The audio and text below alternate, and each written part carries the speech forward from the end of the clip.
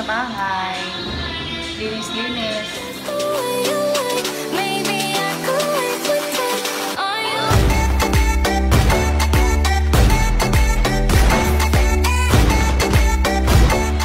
Ayan. Yung aming second floor. Hello mga kapitbahay and home investors. For today, throwback muna tayo. I wanna show you yung paunti-unting pagbabago sa bahay na nabili namin. As a realtor and property agent and small vlogger, hindi naman puro ibang tao ang kailangan natin i-content. Siguro minsan, kailangan naman natin i-content yung mga small achievements natin. Way back February 2020, eto yung mga time na dalaw-dalaw lang kami sa bahay. Yung taga-kain, ayun. Yung taga-linis, ito. Pupunta kami dito for the whole day. Maglilinis lang ng buong bahay. Ganto kami. Simula nang na-turnover ang bahay last October 2022, 2019. For me lang as a homeowners, hindi mo pwedeng iasa sa mga maintenance ang paglilinis ng iyong bahay. Once turnover na ang properties, responsibilidad mo ang linisin ito at pangalagaan.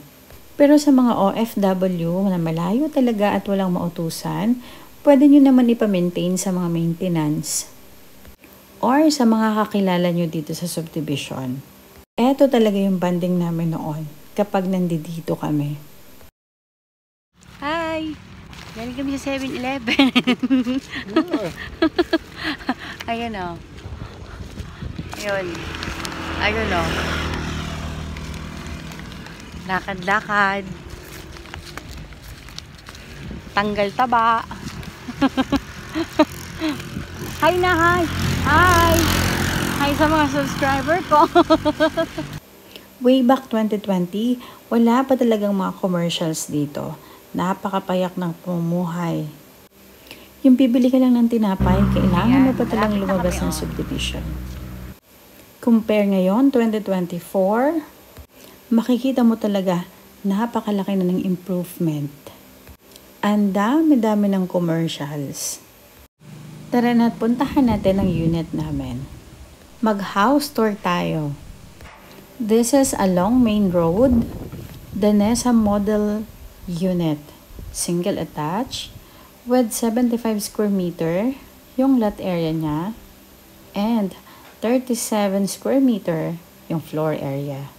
Ang maganda kasi dito, meron ka pang vacant lot na kung gusto mong i-extend yung bahay mo, meron pang lupa na pagtatayuan kung gusto mo magdagdag ng kwarto, gusto mo magdagdag ng dining, ilalagay mo yung dining, yun, pwede mo siyang i-extend.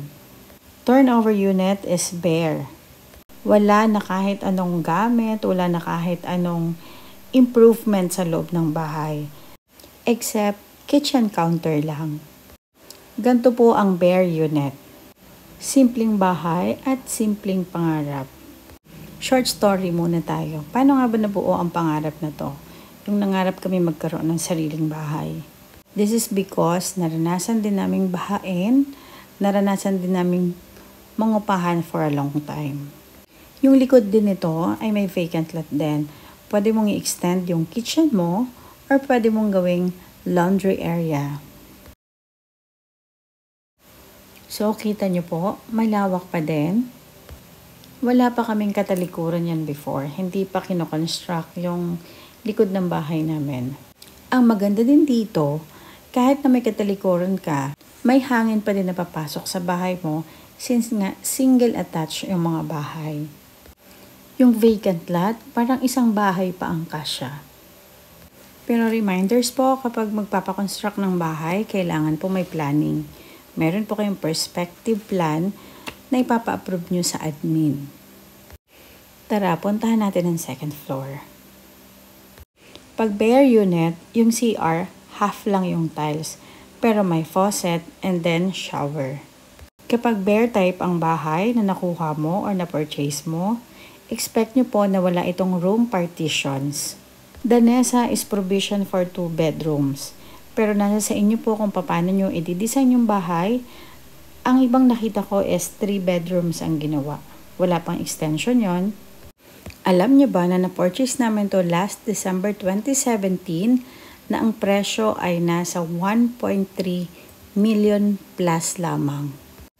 Compare this year, 2024, nasa 2.3 million up ang presyo ng Danesa. Kaya habang bata pa, habang kaya pa, habang pre-selling pa, invest na po kayo. Kasi habang tumatagal, habang may improvements, ang lugar mas nagmamahal. Mas tumataas ang market value, mas tumataas ang presyo. And that's it for today. Shinare ko lang po sa inyo ang na-purchase namin na property way back 2017. Simpleng pangarap, simpleng payag. See you in my next video. Abangan ang unti-unting pagko-construct.